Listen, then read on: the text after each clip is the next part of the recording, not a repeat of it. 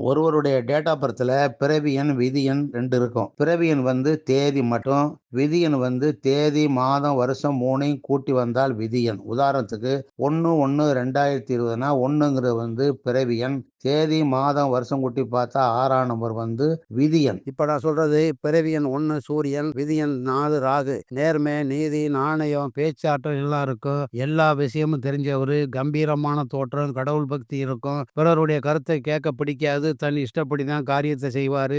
எதையும் உடனே மறுத்து பேசக்கூடியவரு. நண்பர்கள் அதிகம் இருப்பாங்க. பேச்சு சற்று அதிகாரமா தான் இருக்கும். போலியா நடிக்க தெரியாது. தனக்கு பிடிக்காத விதத்திலிருந்து விலகிடுவாரு. பிறருடைய விஷயங்களை வந்து சேகரிச்சுக்குவாரு. வயசுக்கு மீறின வளர்ச்சி ஏற்படும். கொடுத்த வாக்க காப்பாற்றக்கூடியவரு. பிறருக்கு உதவி செய்ய போய் மாட்டிக்கவும் செய்வாரு.